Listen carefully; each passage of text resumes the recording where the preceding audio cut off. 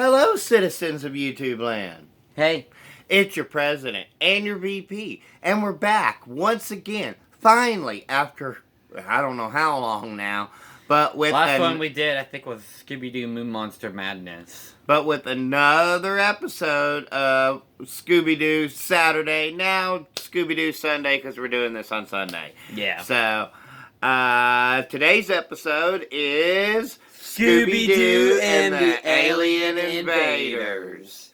Premiered October 3rd, 2000 on VHS. Yeah, going way back in the time machine here, guys. It's a direct-to-video movie. In fact, a lot of the Scooby-Doo... In fact, a lot of the Luke animated Scooby-Doo films were direct-to-video. So, this one is kind of the start of something that becomes a trend in later Scooby-Doo movies, and I have to mention this because I just learned it just now. Okay. That is that this is the third iteration of the newly formed Scooby-Doo made-for-video TV movies that came out. And the reason... No. Did this. Let me tell the audience what I've learned here, okay? And that is that the executives at Warner Brothers had learned by this point, with the success of Zombie Island and The Witch's Ghost, coming on the Halloween of the month of Halloween horror. Yeah, we'll be covering those then, guys. Can't wait to talk about them. What happened was they realized that Scooby-Doo had become a tentpole, and pretty much just the name Scooby-Doo was going to sell, based on the premises and financial returns of the first two movies. So they come up with this, and they come up with this idea. And I also have to mention that this movie is lighter in tone, purposefully, because of the complaints of the parents of the previous two movies. Okay, the reason why... I don't know if I told you this, but in Witch's Ghost, they had to tone it down a little bit because of the complaints of the scary elements from the PG-rated Scooby-Doo on Zombie Island. But Witch's Ghost still got a PG rating. Well, so did Alien Invaders. But, like I said, this one marks a actually drastic turn in the lightheartedness of it. With the stupid song. Because, my goodness. We'll get to that. Because the previous two movies had been darker in tone, and so they went a more lighthearted approach, with the fact that the real aliens, spoiler here, guys, already, the real aliens are the good guys, and of course the bad guys are indeed us scummy humans. Who are particularly three scummy humans. One of them happens to be voiced by Mark Hamill. Yes, Mark Hamill's in it too. One more thing before we really get started into the plot, and that is that this is the last film to feature Mary Kay Burgess as the voice of Daphne. So, special shout out and R.I.P. to her, and mad wishes and respect to your family. Yeah, if I remember correctly, after this one, it goes to Grey Delisle. It does. Or somebody else. But we know that Grey Delisle eventually voices, and we've done a few of hers too. Yeah. And covered some of her other unfortunate work. Oh, no. But we won't get into that now. We've already covered it. So, yeah, it was the last one to feature her, and the film is, in fact, dedicated to her memory. So, with all that being said, guys, let's jump right into this. Let's dive right on in, and that is that Scooby-Doo and Shaggy and the gang are traveling through the desert, and they are, of course, talking nonsense about food constantly, and they end up getting, like, their radiator blows. And so they're stuck. And by this, what appears to be probably the Scooby-Doo equivalent of, say, Roswell. We'll go that route. Yeah. Actually, no, it's not the Scooby-Doo equivalent of Roswell, because there's an Easter egg to Roswell. Okay. Remember, in the picture, I pointed it out. I'm like, hey, look, there's a poster of Roswell. It's probably a town close to Roswell then, though. We'll just say that. Yeah.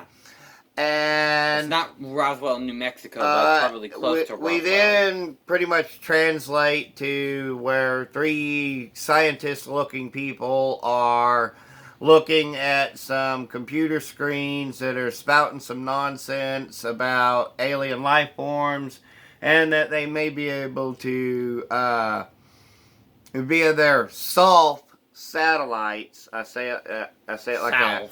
Solf, doesn't matter. Search for alien life forms. That's what it stands for. And so they're getting hopes that they might find something. And of course, Scooby-Doo and the gang are now in town, and they're meeting some of the locals. And one local is a weirdo who's an old guy also who paints pictures of alien life forms and the landscape.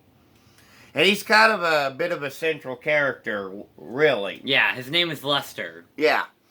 And there's also Dottie, the waitress, who has a thing for Fred. Yeah, which is weird. And you can kind of tell that Fred doesn't really like her. He's like, excuse me? Yeah, but let's not forget that this kind of should play into Fred's personality a bit, this whole UFO alien thing. But I don't know, maybe they hadn't established it at this point. But we do know that Fred has went to space camp and stuff like that. So from other canonical films and TV shows, you know that. So I'm not sure why they didn't explore it. Maybe it really wasn't established yet. But no, it wasn't. So then they go to Lester's house because they hear about the alien life forms, and of course that's a mystery, and so there's a mystery afloat. Oh, and when they go to his house, this is when we get the Roswell Easter egg. Yeah. There's like a picture. He has 2 pictures, by the way. One of them has UFO and a generic-looking alien on it, and another one is like a blank picture. Let me back up for a moment, though, and I want to talk a little bit more about the cafe scene. Because there's a particular part where Lester is explaining that he got abducted by aliens. And he's going into his story. And then it just shows him like giving some motions and stuff and not really talking. And guys, the implication is that there was a probe joke made. Now make that what you will. But the adults and older kids will get this reference. It's gonna by the younger audience. They made a probe joke in the movie. It was but awesome. I had to. I guess that's why they. I guess that's why they got. I guess that's why it's one of the reasons why it got a PG rating. Well, not everybody's gonna get these jokes, these inside jokes. But. So they go to his house, and that's when they discover that he's a painter because he had said that he had pictures and he had painted the alien life forms. And then everybody gets kind of settled in, and we have this sequence where Scooby and Shaggy are forced to sleep on the roof. But it's kind of cool because it shows the whole landscape, all the mountains and Scorpion Ridge. Be quiet. Sorry, I didn't mean to cut you off, but I gotta talk about the landscape that these artists and these animators drew for this movie. Like, it is beautiful. Like the way that they're able to make the mountains look huge from afar away, and the way that they were able to make just everything. And when they pan out from the house in the animation, it just looks huge. It's awesome, and I love it. Yeah, I mean, the movie itself looks really, really great, guys. Especially for the time period. We're talking 2000, so... Which, I also have to mention the fact that Scooby-Doo and the Alien Invaders was the last film to be hand-drawn for Scooby-Doo. And it was done by a Japanese animation studio. Yeah, it wasn't Hanna-Barbera or Warner Brothers. So getting back to it, they are up on the roof, and they get abducted by the aliens. And they start putting wires on them, and that's when Shaggy and Scooby go into hysterics where they have this laughing fit because it tickles. And then there's a chase scene when Scooby's able to use his tail, which is kind of like his utility belt. Or yeah, and they even made like a joke in it where it's like sorry, but our health insurance doesn't cover physicals. Yeah, that was another one. The timing on the jokes are just perfect. So they're running away, and they eventually escape, and they wake up in the desert, and that's when they meet Crystal and what was the dog's name? Amber. Crystal and Amber. And Crystal is dressed like a hippie from the 1960s, and this is kind of important later on, guys, when she gives her explanation. And she meets Shaggy, and Shaggy, I mean, instantaneous, guys. You know the cliche, love at first sight. It is definitely here. They even animate hearts in his eyes. And Scooby is also smitten by Amber. And which so is weird because they he are falls in love with the Chihuahua and Scooby-Doo and the monster of Mexico. They are like lovesick puppies, literally. And so they decide that they're Shaggy mentions that he spotted a jackalope because they had this scene where there was like a Scooby snack and they fought over it like a couple of pit bulls. And Scooby is a Great Dane, so it should the joke should be... a couple of Great Danes. Yeah, there you go. There's the joke. So the jackalope eats steals the Scooby snack, and it runs away, and it crawls into a cave. And there's this big fence, and it's protected the south satellites. And they then proceed to find some eerie lights, and of course that's what had led to them being abducted and all that. And so they tell Crystal and Amber about the jackalope, and they show them where they went off to, and they discover more lights, and then there's some military police that show up and tell them they can't be there. And after all this... You're going too far ahead. Okay. Take over for a bit. Alright. So first and foremost, let me back up a little bit to when they first meet Crystal and Amber.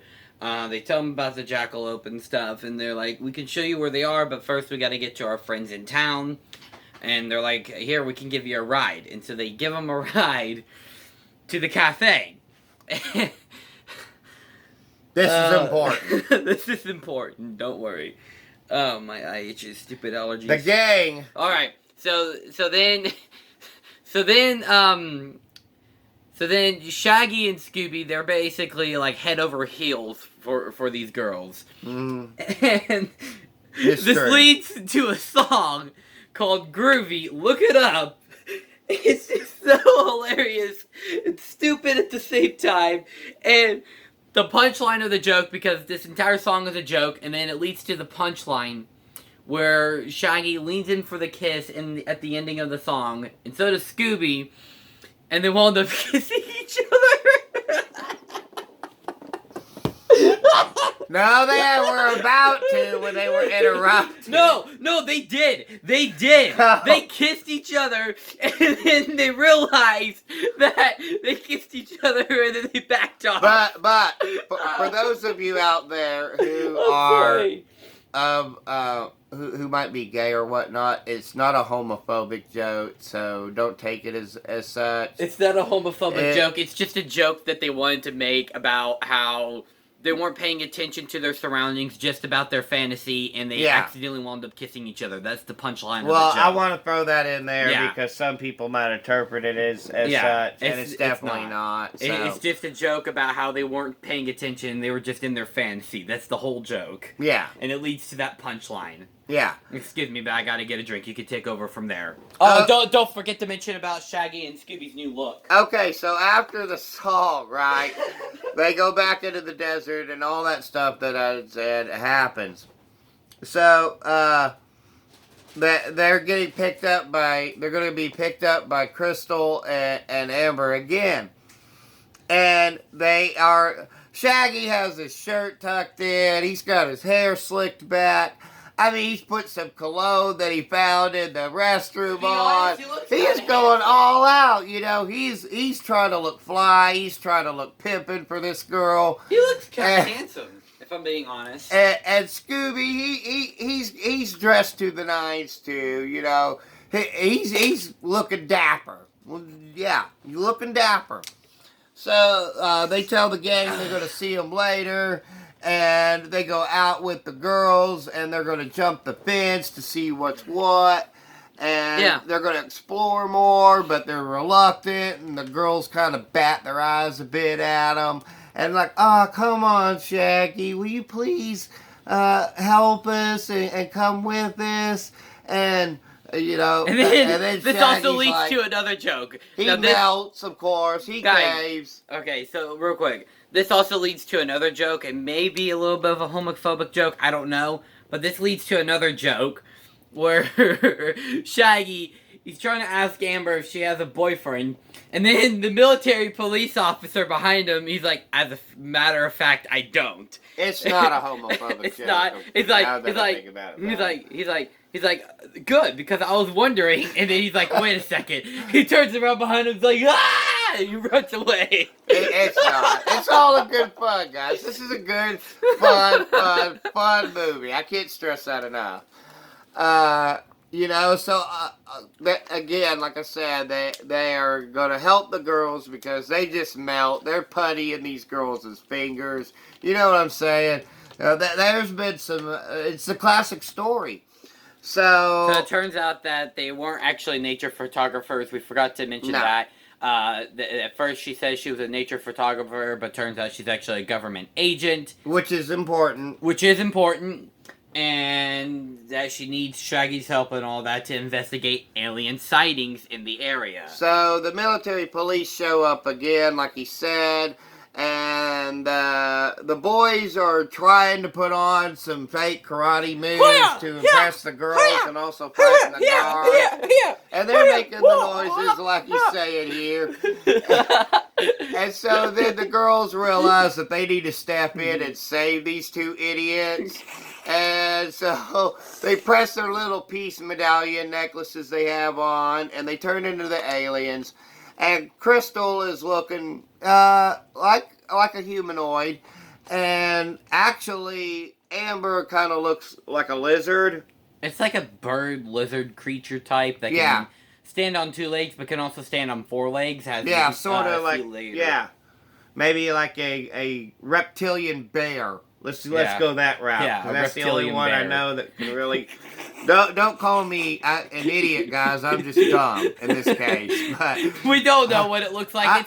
It's like a cross between a lizard and like a lizard, a bird, and a dog. Like it has like a lizard body, but it also has like a bird bear head. Because a bear could stand up on its hind legs and run if it needs to. So anyways, guys, don't mind me. I'm don't dumb. mind us. We're dumb. We don't know what it's kind of like.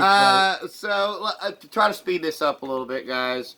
You know, they then frighten the guards. And meanwhile, Lester has given the gang a ride back out to Scorpion Ridge because they noticed when they were being... they had already been given a tour, by the way, guys. And that's when they meet up with the one that's voiced by Mark Hamill. Steve, because he's like the ringleader. And they notice that there's mud on those shoes, and where would there be mud in the desert? So Velma, being a little snoopy know-it-all, needs to go on in and investigate.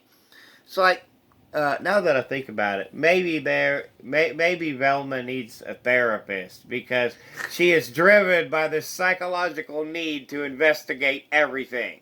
So, but anyways, guys, I'm getting off topic there.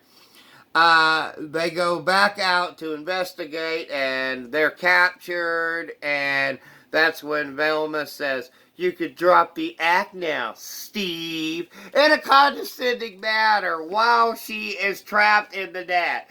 And then they're like, "We do not know of no Steve." And then they take off their masks, and they're like, "How did you know it was us, Velma?"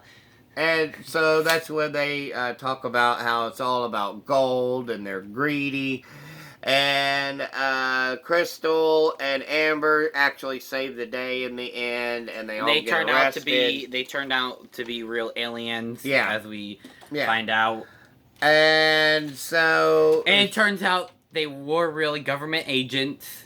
And they really did like Shaggy and Scooby. From their planet. But, you know, another joke.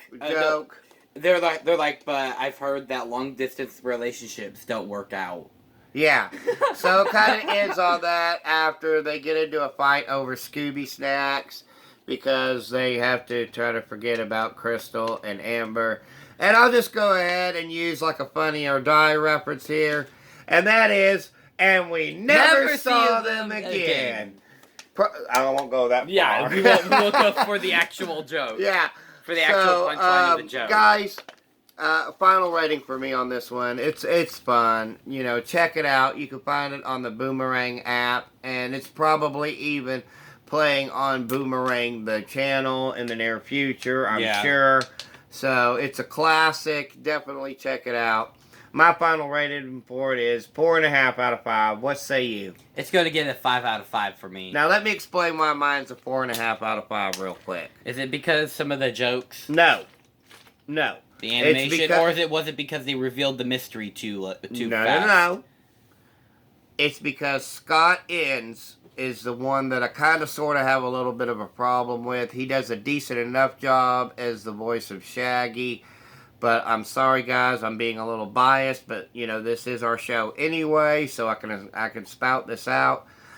He is definitely no Casey Kasem, and he's not even a Matthew Lillard. So no, he also voices Scooby-Doo, and he does a decent enough job on it. I'll actually bump down mine to also 4.5 because, come on, guys, Frank Welker as Scooby-Doo, he's always been it. I don't know why they even gave Scott Innes the Scooby-Doo voice. I mean, he does a decent enough job as Shaggy, but Scooby, come on. It's also 4.5 out of 5. Yeah. I didn't mean that to make you change your mind. I know how much you love the movie, son, but it's just a little nitpick. I forgot about the fact that he voiced Scooby-Doo, and it just came to mind after you said he was the voice of Shaggy. I'm like, oh yeah, he was the voice of Scooby-Doo. And hey, I'm going to throw this one out there for you guys as we segue in our outro. One thing before we get into all that, and that is up next is going to be the Emoji Movie. I'm not sure exactly when, but we're doing that for I Hate This Movie. We'll just get it at the next paycheck. It's coming really soon. It'll be coming, and that, you know, when we can find the time to squeeze in front of the camera and get to you guys again, that's when we'll do it. But of course, as always, if you think that Scooby-Doo and the Alien Invaders is either the greatest movie of the Scooby-Doo franchise, or you think that it's the absolute worst absolute worst movie of the Scooby-Doo franchise, and no child or adult or grandparent should watch the movie, then, well, all I have to say is that it's your opinion. But hey! And you're wrong, because the greatest Scooby-Doo movie is obviously Zombie Island. And it's definitely not the worst movie pertaining to Alien Invaders. It's actually probably the third greatest. Yeah, it's actually, the worst one would probably be either one of the two that has Scrappy Doo in it. Yeah. Or possibly the... No! Return to Zombie Island. The live action prequels are pretty bad too, but we'll get to them. Return to Zombie Island is the worst. In a later future, in a later video. But hey, getting off topic there, but hey, as always, just to remember, we're just two idiots with a cell phone camera. Our opinions do not matter, except they actually do, because we have a YouTube show, except they actually don't. So, having said all that, guys, there's just one more thing to say, and that is peace and love from Denny and Son. See you guys next time. Bye.